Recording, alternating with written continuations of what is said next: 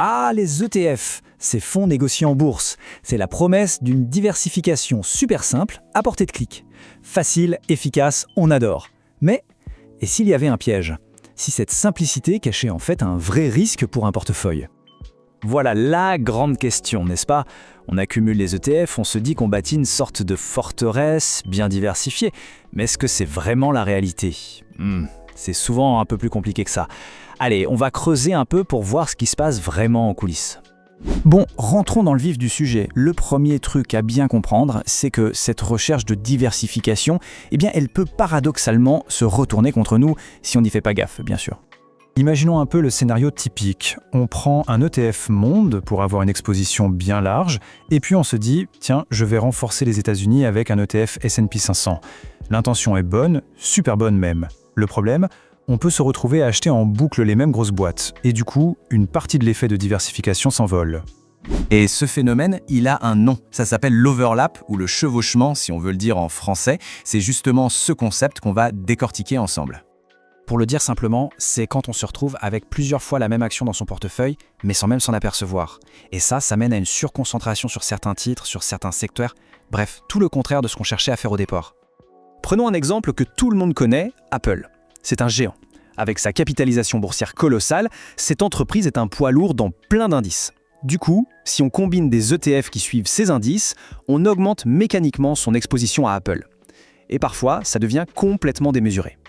Bon, la théorie c'est bien beau, mais voyons ce que ça donne avec des chiffres concrets.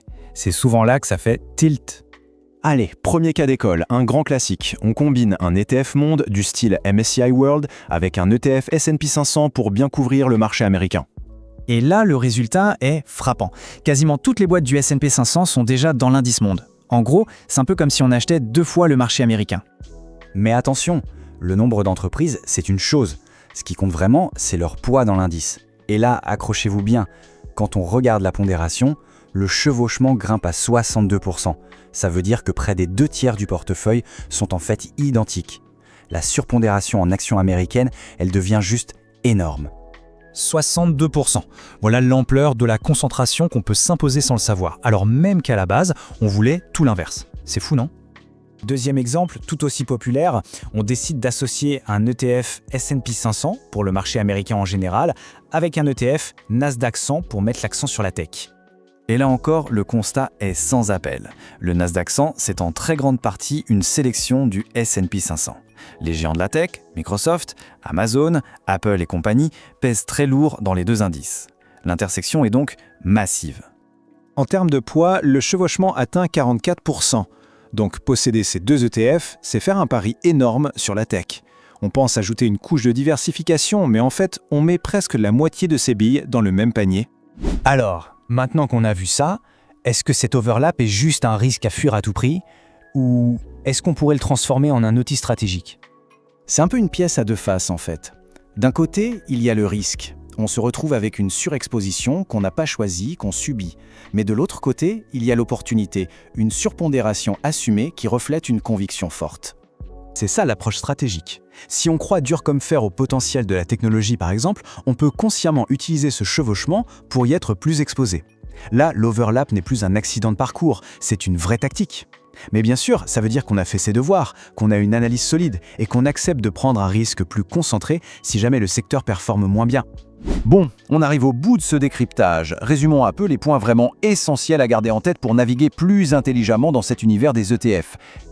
Ok, alors concrètement, on fait quoi? C'est simple, en 4 étapes. D'abord, 1. On prend conscience que ce chevauchement existe. Ce n'est pas un mythe.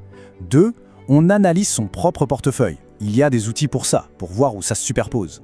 Troisièmement, on fait un choix clair. Est-ce qu'on cherche à réduire ce chevauchement pour maximiser la diversification ou est-ce qu'on l'assume, voire on l'utilise de manière stratégique?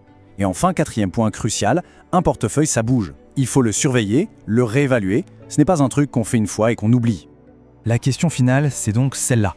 Le but n'est pas du tout de critiquer les ETF. Au contraire, ce sont des outils fantastiques. C'est plutôt une invitation à investir de manière plus consciente, à ne pas se contenter d'acheter des produits, mais à vraiment comprendre ce qu'il y a dedans. Parce qu'au final, la clé, c'est de maîtriser son portefeuille et non de se laisser maîtriser par lui.